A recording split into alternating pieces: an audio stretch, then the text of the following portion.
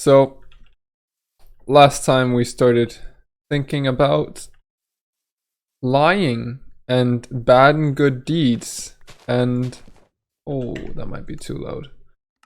Also, I'm trying to, like, from episode to episode, I do my best to try and improve the quality. You might have noticed the first couple of videos were low frame rate. I should have fixed that now. This time I pumped it up to 1080. I also think I removed the keyboard and mouse clicking sound, so that's cool.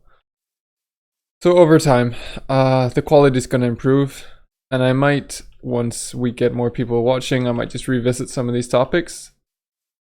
And even then, I mean, it's good to reconsider topics in general, like especially big questions like these, because as we talked about last time, we won't ever know everything, so acting as if our conclusion that we got 10 years, 5 years, 1 year ago are still relevant, it's kind of arrogant.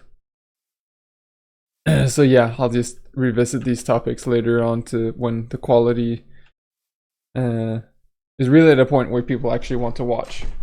But enough of that. We should be talking about good deeds, bad deeds, and lying. Now, I think we ended on Anne Frank as an argument as to why a bad deed done with a good cause, done that leads to a good result with a good intention, is a good thing. Because the people who lied to the Nazis and told them they didn't know where Anne Frank were saved an innocent girl's life. And of course, I'm just using Anne Frank as an example. Everyone knows who she is, or at least the majority of people. Also, it's exciting. We're in the jungle, so we can start building another base soon. I want to find a place in here. Now, so far, our discussion, because of Anne Frank, has led to, as I said, the conclusion that good deeds or bad deeds done for a good reason, leading to good results, is a good thing. So now let's try to come with a counter argument to that. Let's try to figure out if maybe there's an example where a bad deed done, etc. The whole spiel is ends up being a bad thing. And well, it's hard, isn't it? Because if it leads to a good result, most people, if you imagine a villain in fiction who does a lot of bad things, but he's just very bad at being a villain, so the things he does, like, create positive results. Now, he does them for bad reasons, like he's trying to hurt people, but he's so bad at it that it always ends up improving the lives of people and doing good and leading up to good result. And this is a very cartoonish villain, obviously. And I think a lot of people, in their ignorance, would praise him as a hero because all they see are the results of his actions, not the reason. Like, he's not that he's trying to hurt people. They don't realize that.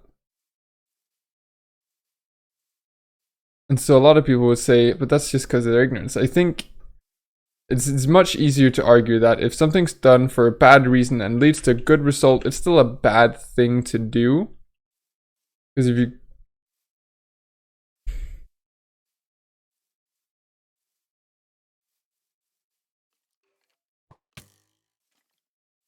But is it?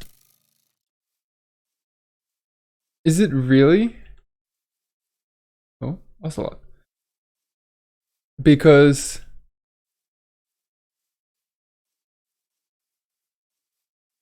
if we punish those who do good through bad, i.e., they do bad things for bad reasons, but create good results. If we punish them for that, it's like punishing people for doing good.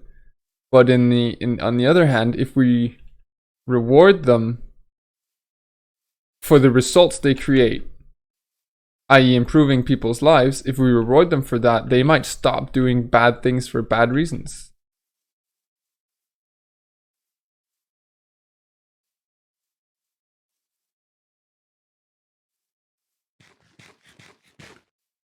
But then at the same time, if they do bad things for bad reasons, create good results, and get rewarded for it, they might just perceive that as we're being rewarded for doing bad things, we should keep doing them. Though I guess that could be avoided by chicken. That misconception could be avoided if we just make it clear what we're rewarding people for. Oh god, this is lagging. Can I seriously not handle 1080p? 60 frames a second? That's kind of sad. Holy shit. Fuck me. Okay, I'll figure that out to next episode.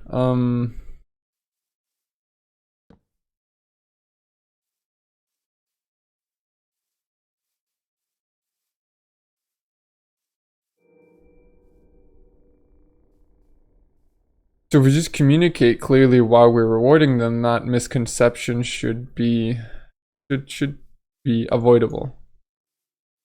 And so instead we reward people for good things, right? Even then, there's an argument to why, as long as it's a good result, an ultimately improved result, is for the better. God, this is gonna get annoying very fast.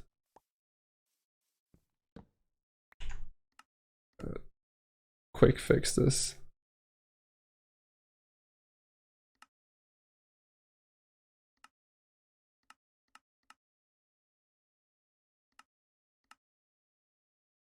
God, this is ugly, but this should at least fix the...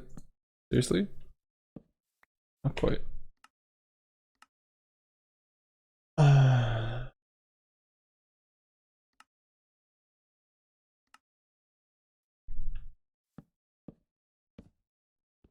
Doesn't quite fix it. Kind of sad. Better though. I'll deal with this. I'll live with this for a while.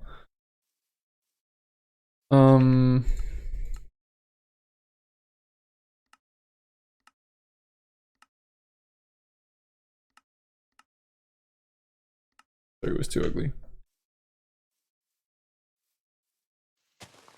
So even in that theoretical situation,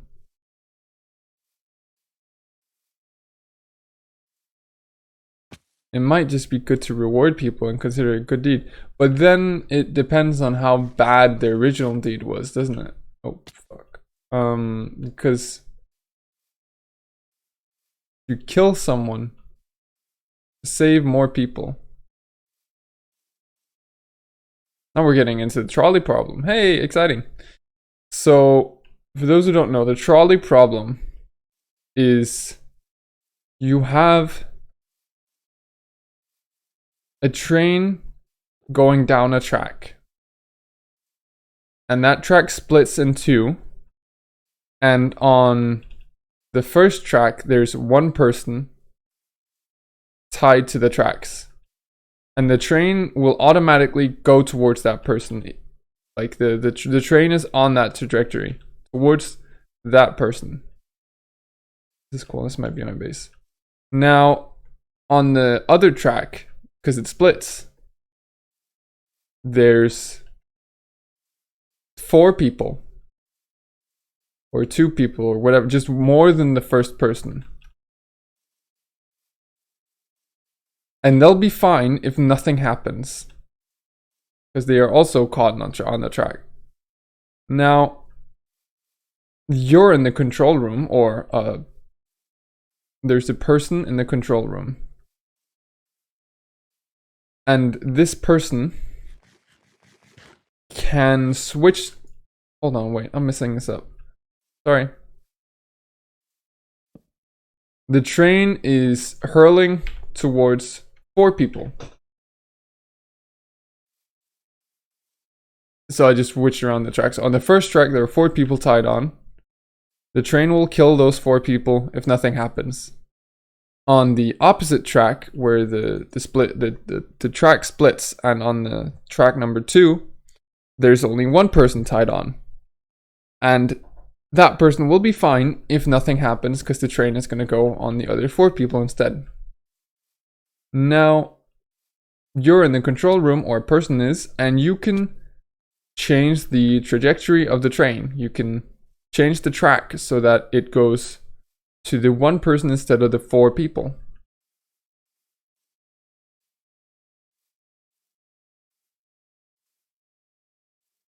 So then the question becomes, the whole trolley problem is it morally and ethically correct to kill, that essentially murder 1 person to save 4 other lives?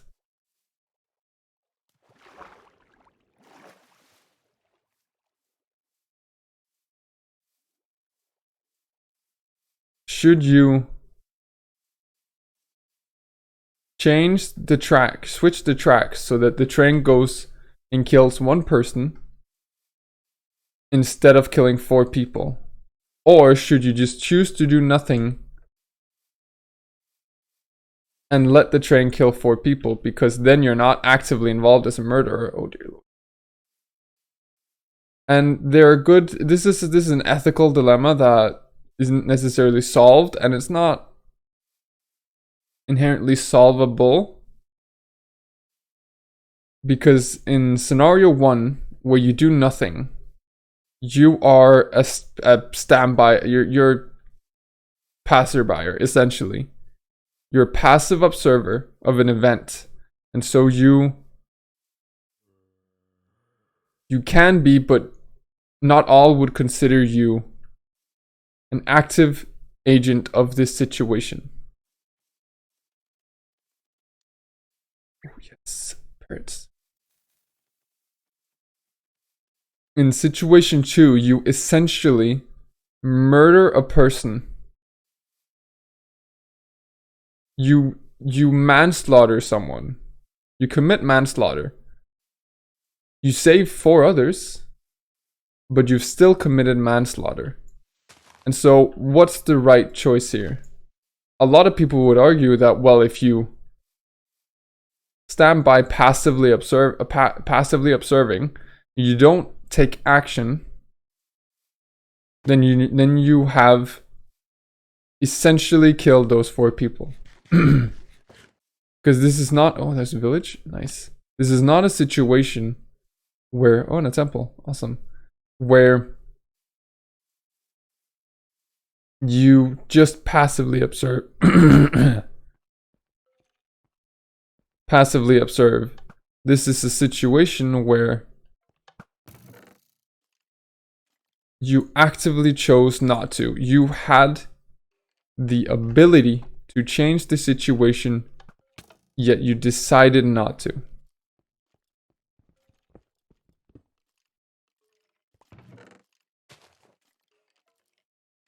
And some people would consider that essentially manslaughter of 4 people.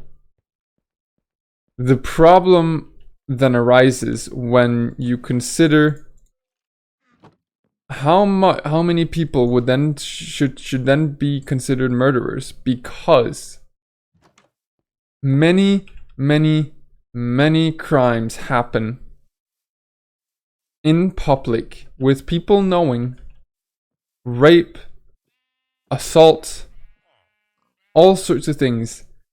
And in the large majority of situations, the passerbys won't do anything. They will let the crime happen. And that's a horrific thought, but it's statistically the truth. That's just what people do in those situations.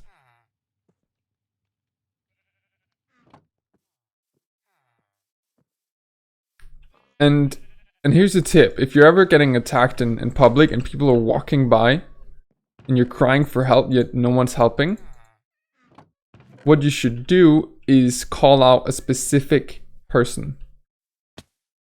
Point at someone, describe them, say, "You with the blue jacket, help me."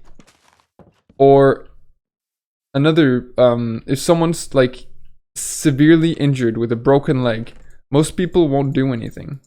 And once again, if you're bleeding out or somewhere in public and people aren't helping you, you need to call out someone specific, because that will drastically increase the chances of that person helping, rather than just yelling help to everyone.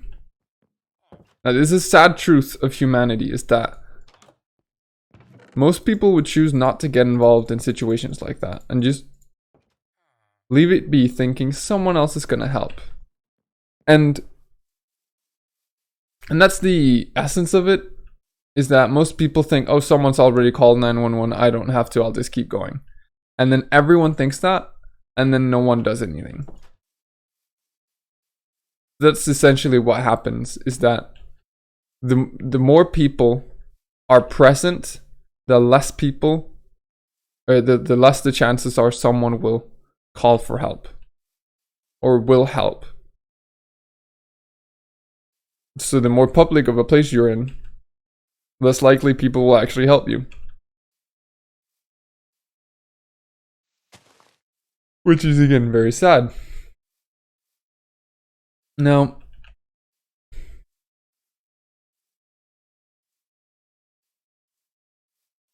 why was I mentioning that? Yes, I was mentioning it because while you could argue that inactivity in the trolley problem equals the manslaughter of those 4 people,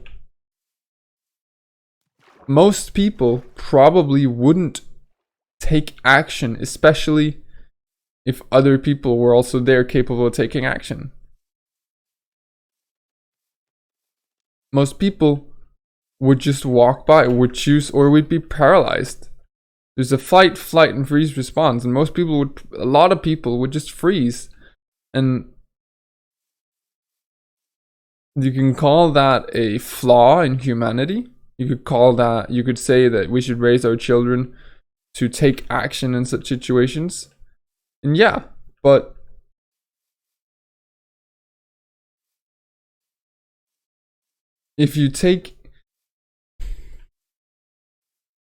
it's hard to blame someone for being paralyzed and freezing in a situation with such high stakes, right? If the trolley problem happens and they do nothing, the likelihood that the 4 families, of the four people, I would argue, at least, the likelihood that they would forgive this person is higher than the likelihood that the one family of the one person that died, if they took action, would forgive them. Because they were just passive, they didn't take action, and thus it's more forgivable because they froze. It's a much more forgivable situation to be in, rather than swap track, actively put someone in danger, actively put someone in a death situation to save others, right? It's an extreme dilemma. And by the way, if you actually want to know what people do, Vsauce did a test of this, and I believe it's the only one I've heard of, legit test done of this in the world. I believe it's even free on YouTube. YouTube Red Vsauce 1. They set up a test where they had videos of people almost getting run over, and then they had unknowing test people, test subjects, and I think like 3 and 5 actually took action and swapped the track. But holy shit, people were shocked by it. They had a psychologist on standby to help calm people down after it. But some of those people were shaken and shocked. It was insane. I recommend going to watch that.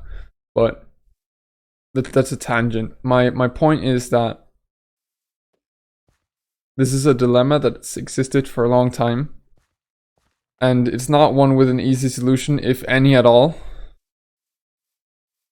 I personally think you should swap the track. I personally think you should kill the one to save the many. Kill the few, sacrifice the few to save the many.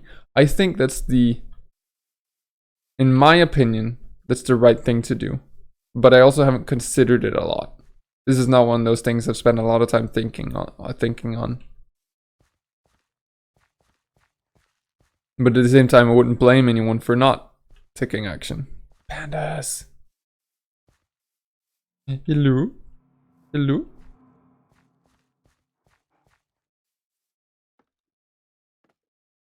Balls. Alright, I want to find a cool place next to this bamboo forest. So we came to there from a bad deed, because that's essentially what it is, right? Swapping the track it's a bad deed because you're killing someone, done for a good reason to save 4 people, and it led to a better result to save 4 people. And in my opinion, in that situation, it's okay. In that specific situation, I think it's okay. And in the Anne Frank situation, I think it's okay.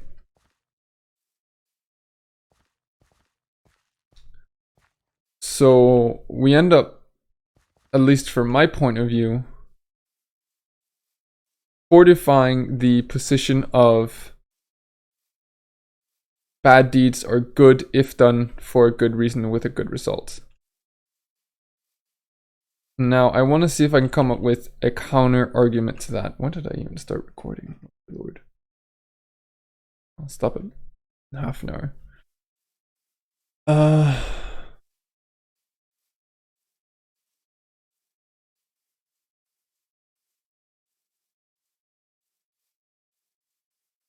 A counter argument. A situation in which doing a bad thing is bad, even though it led to a good result. I think I'll let this be my starting base. I'll expand from here. Yeah.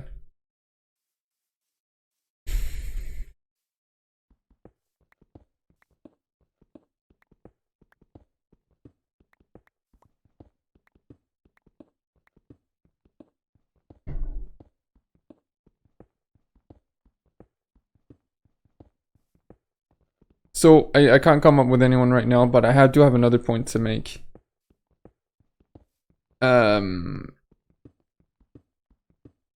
Another hypothetical situation. If we talk about time travel. Ooh, exciting.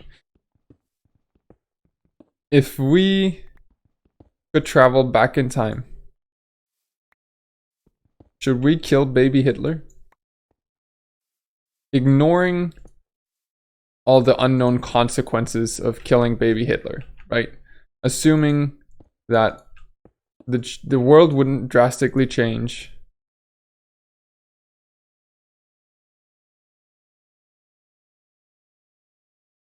And that humanity would keep on living and there's no paradoxical situation that needs to be resolved. If we kill baby Hitler, we save some 6 million people. I believe is the right number. Do I not have any wood? Jesus. Does that not just, I mean, shouldn't we, I mean, but the problem is baby Hitler is a baby. Baby Hitler is innocent. Now we know what's gonna, this thing here is, again, we actually know the result. We know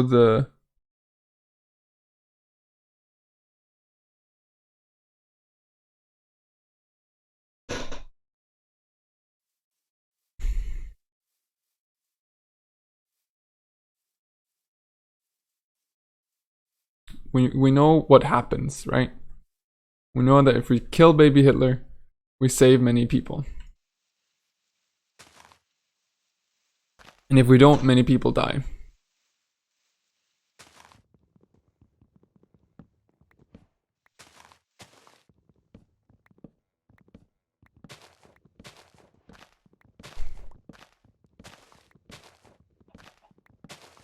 I'm not a fan of...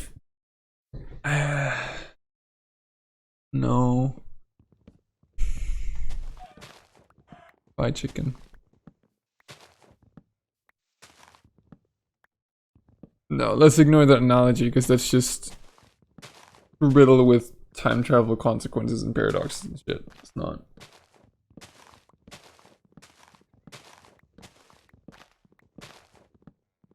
It did get me to realize something important. In all of these scenarios we've come up with, we have near omniscient knowledge. We know, in the trolley problem, we know that the train won't stop on its own. Does that change anything? I think it does. You see, with the trolley problem,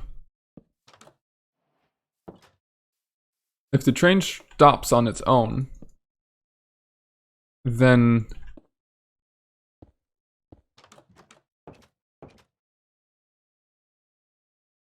it's changing the trolley problem. It's another variant.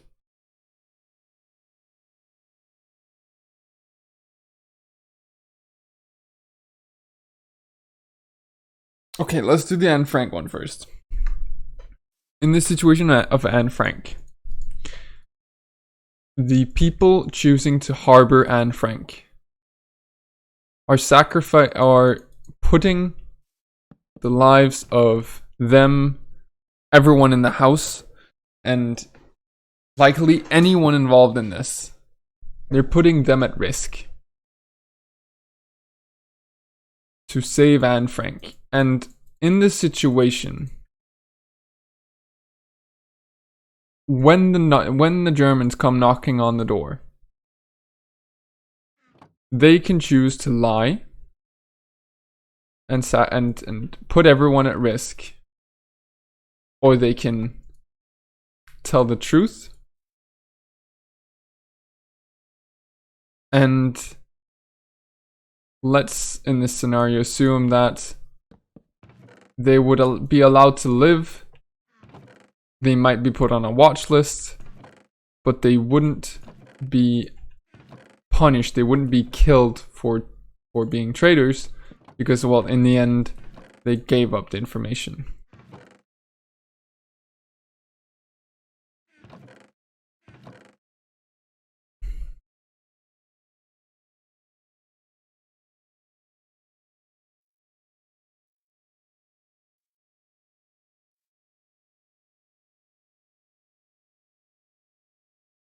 So they can choose to sacrifice Anne to guarantee the lives of their friends and family and everyone in the house and everyone involved.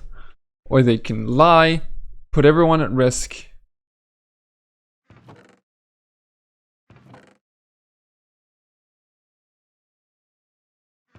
and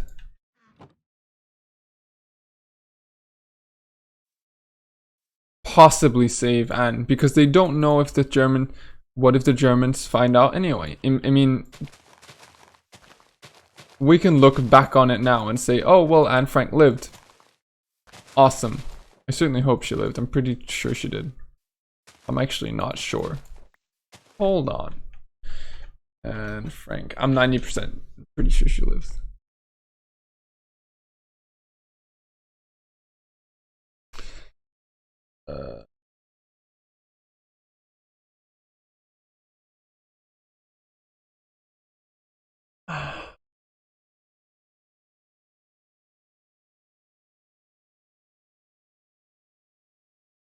Oh wait, doesn't look like she did.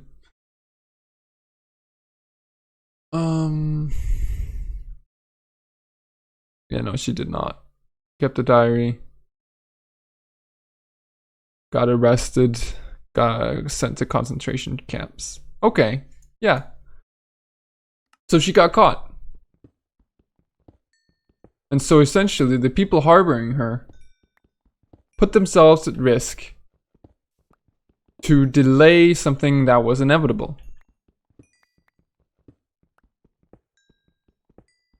Is that then the right thing to do? Put more people in harm's way to delay something that would happen anyway.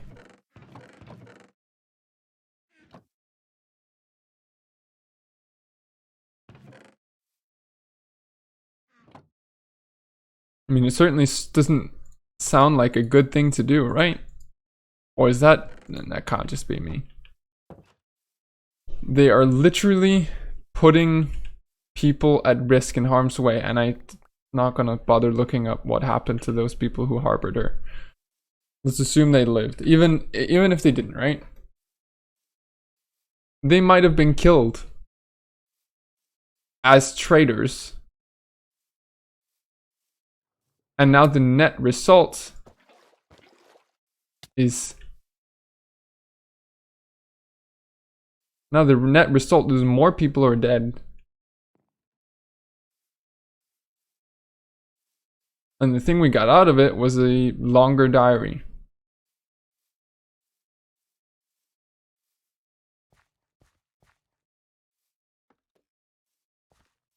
Was that the right thing to do?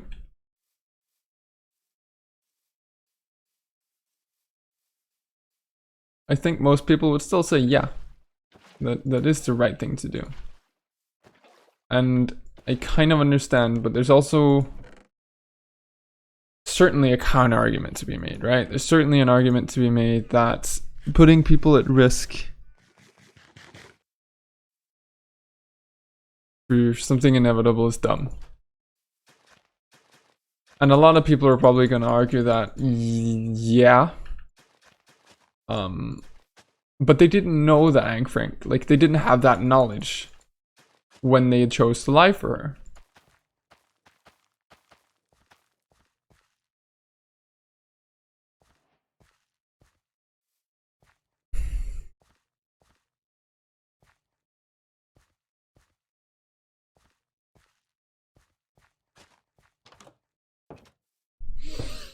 Oh, this is so fucking complicated.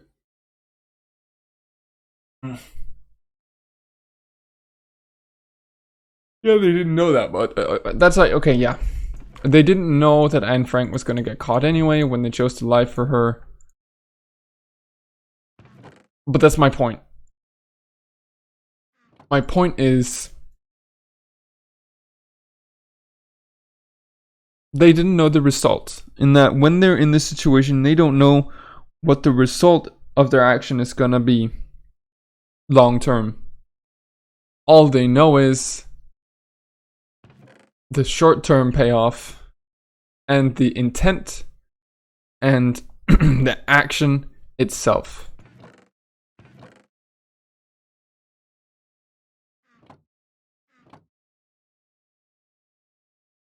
And so we can argue all we want about, is a bad deed done for a good reason with a good result a good thing, right? But when we get into the situation, we won't actually know if the result ends up being good. Dig down here.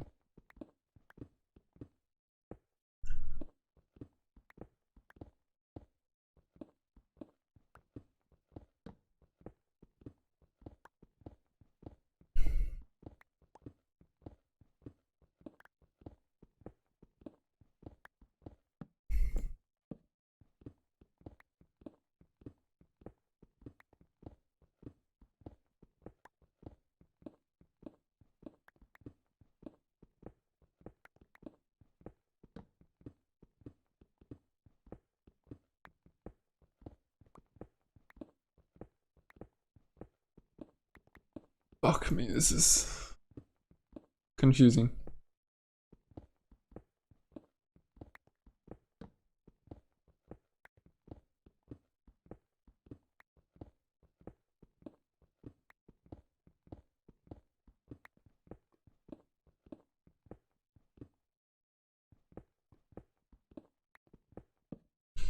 Hold on. I need to really think.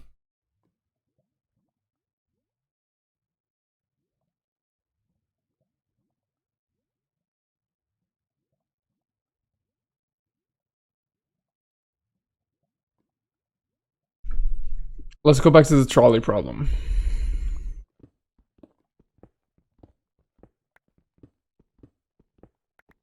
The person in the control room knows this. They will kill a person, but they'll save a net total of 3 lives. Short term. They don't know what the consequences will be, either for them or for the families of the people who die. All they know is the short term reward for their actions and possible future consequences and the basic ethics of the situation, of what they can do.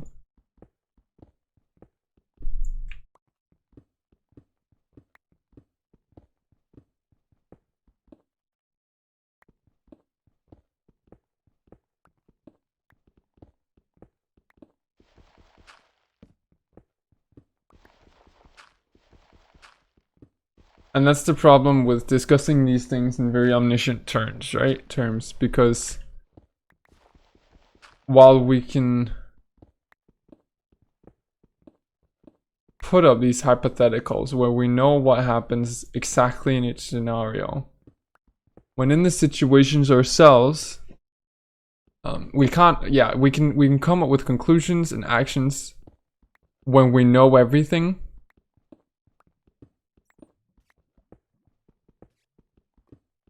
But we can't apply that to real life situations because we won't know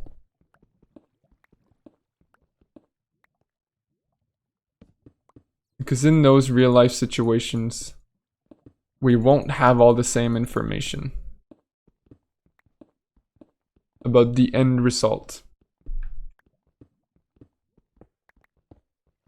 And because of that, there could be a good argument be made for we should judge people and their actions not based on the results of them, but on the intent.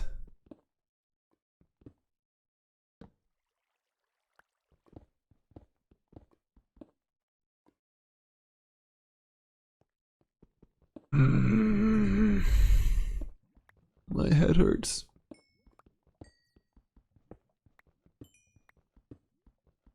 But if we do that, we end up punishing people who do good things, right? Even though they might do it with bad reasons, with bad intentions.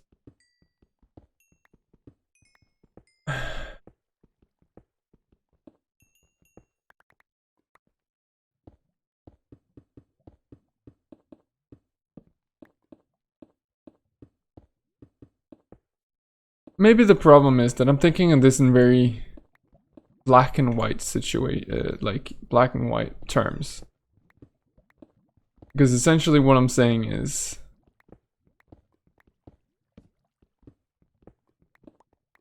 this thing good or is it bad?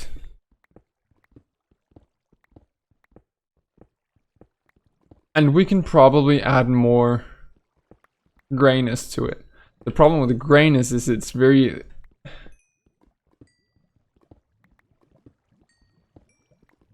It's uncertain, it's...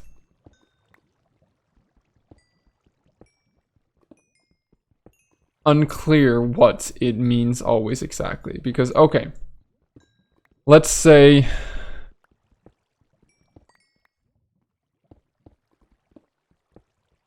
we have an innocent kid. And he's learned to lie and he thinks it's fun.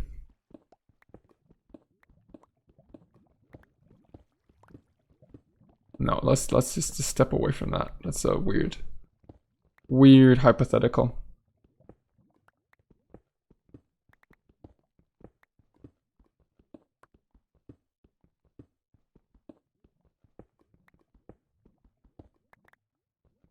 If we have the villain, that's still a weird hypothetical, but we already used it, so whatever. If we have a villain who does a bad thing for a bad reason with a good result, maybe the answer is to reward them for the good and punish them for the bad. And instead of looking at it as one complete unit, separated up and reward and punish based on the individual traits of the situation.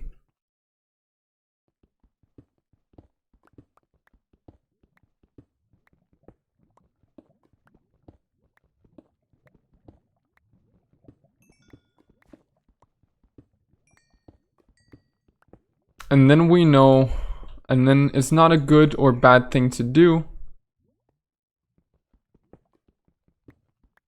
but there can certainly be a net positive or a net negative.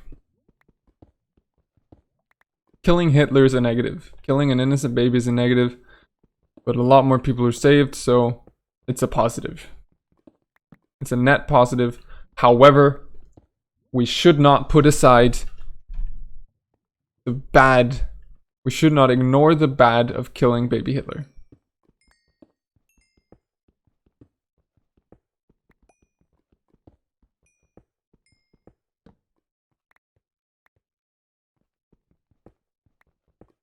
And the reason for punishing the bad is because we should always look for better alternatives.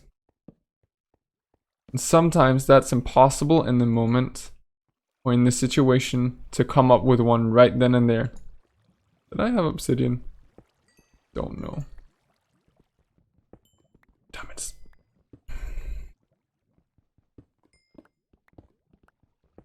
Sometimes it'll be impossible to come up with an alternative on the spot. And you'll have to do a bad thing or a good thing with a net positive or net negative result.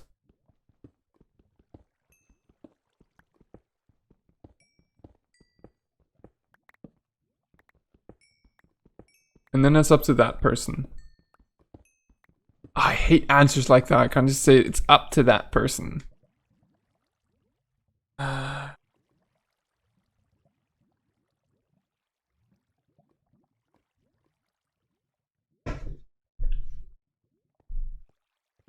But we punish the bad because we always want to try to come up with an alternative, right?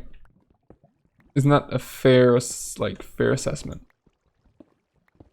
And that we should punish bad actions.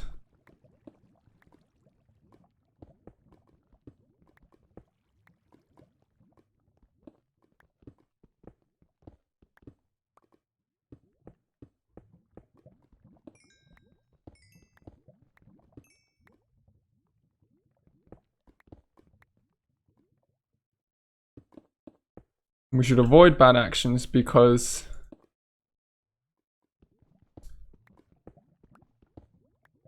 ultimately we will want a world where we get good things from doing good things instead of getting good things from doing bad things.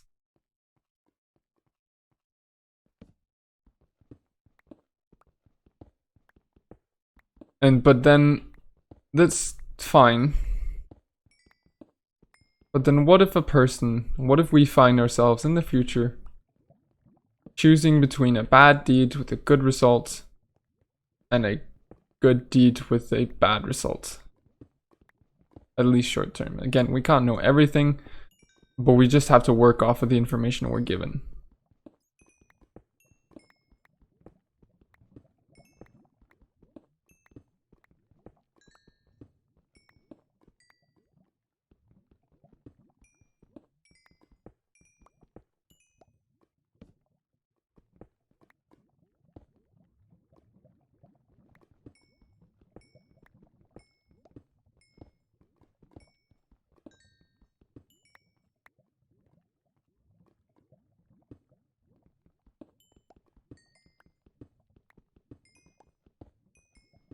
I think we should, with every ounce of our body, find an alternative that does not require bad. We've already concluded that. And I think if that's impossible,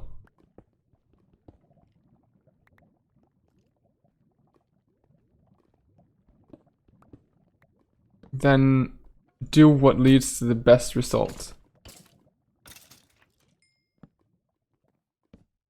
Ah, but is that...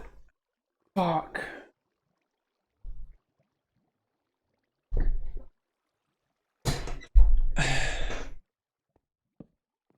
I think I gave you guys a hypothetical with I think I at least have this in my head, where there's a customer and they ask for a guarantee, and this product is gonna improve them. Let's say you're selling a de-aging product or something, and you know it's gonna help them, and they need the help, and all they want you to tell is a little white lie. Or maybe let's come up with a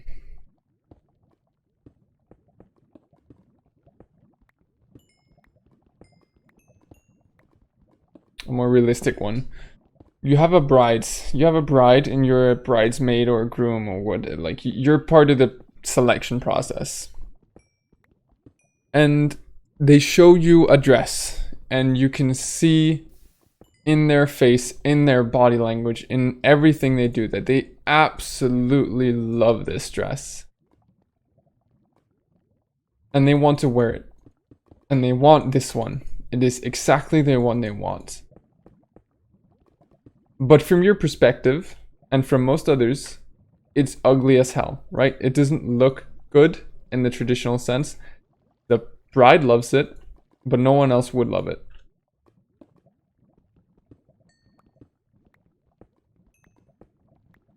And they ask you, does it look good? And this person is very conscious of how they look. And they want to have something that people like as well as something they like.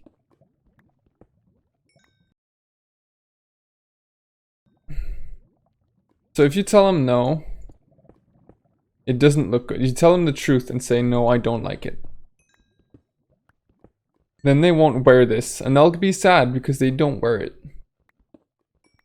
Because they don't get to wear this one dress that they absolutely love. Absolutely love.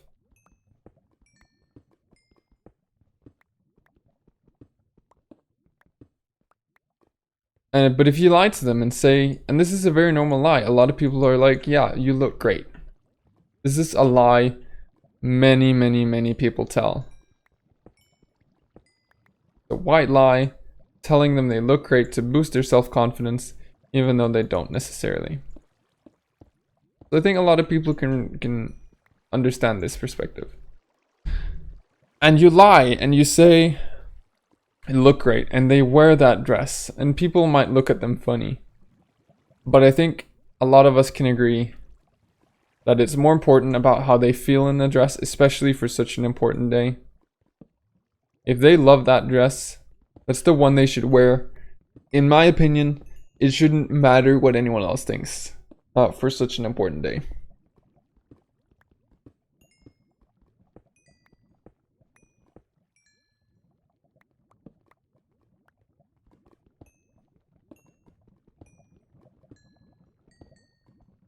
Oh boy.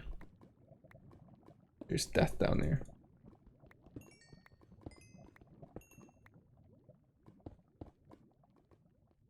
So should you lie to them? Improve their wedding? Have them be happier on their wedding?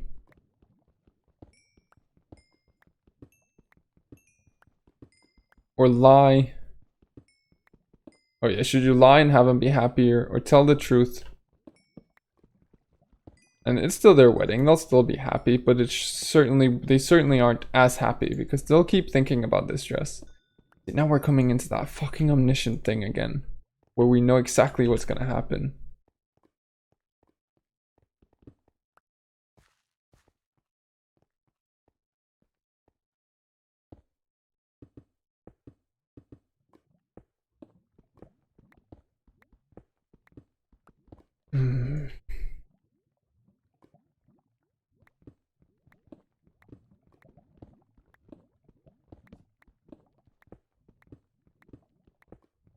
What should you do?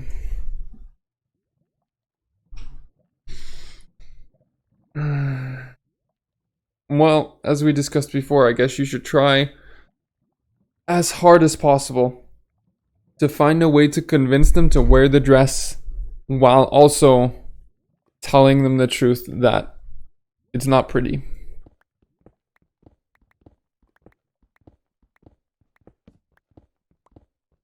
But I wouldn't get angry at a person for lying in that situation. And you know, maybe later on, 20 years after the marriage, they look back and on their pictures and see, yeah, that dress was ugly.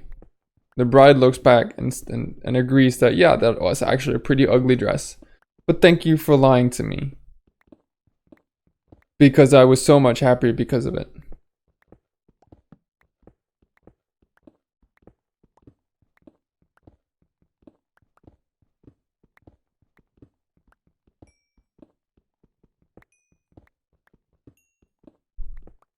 And here's something important then. And I think in all of these, not all, in at least in this bride's one and some of the other ones, lying, the bad deed, that's the easy answer. That's the easy way out. Because if you tell one little lie, the bride wears the dress and they become happy. And convincing them to wear it, even though it's ugly. That's hard. That's gonna be hard. And you might fail.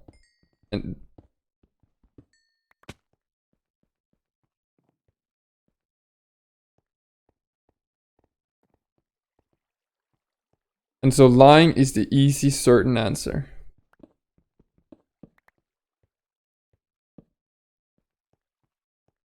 But it doesn't solve the bigger issue. Which is that this person needs to focus less on what people want them to wear and and more on what they want to wear, right? That's the bigger issue in that hypothetical. They should wear what they're happy with. At least to their wedding.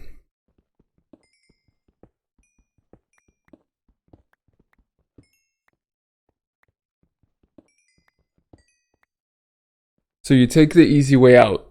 You solve the problem temporarily.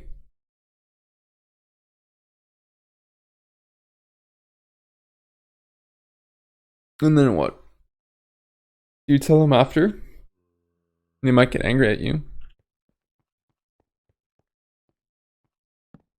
And that's not fun when people get angry at you. So is that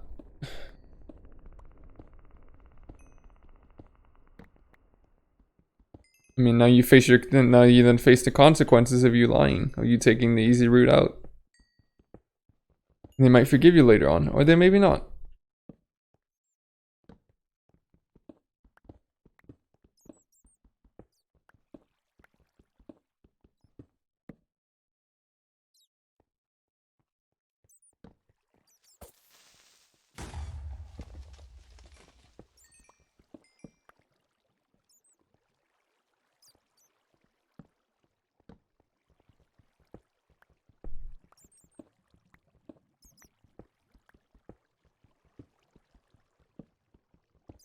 At the very least, in a lot of these situations, the bad deed that leads to the good result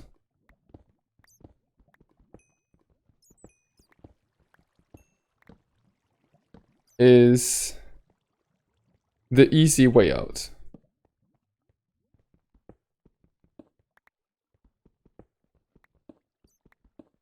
It's the convenient answer.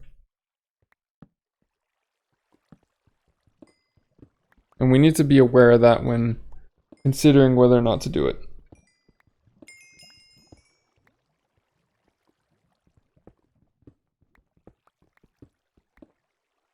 Because if there's an alternative, although it may be harder to do. Oh god, I don't want to go up there right now. Ooh. Although it may be harder to pull off, although there may be a larger chance of failure.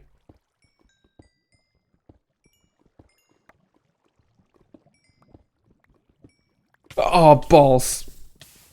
No, no, no, no, no, no, no. Fuck. Oh, shit. We have a long way to run. Okay, well, it's about time I end here. We'll see what I do. I'll probably run back, but whether on or off screen, I don't know. I need to think more about this.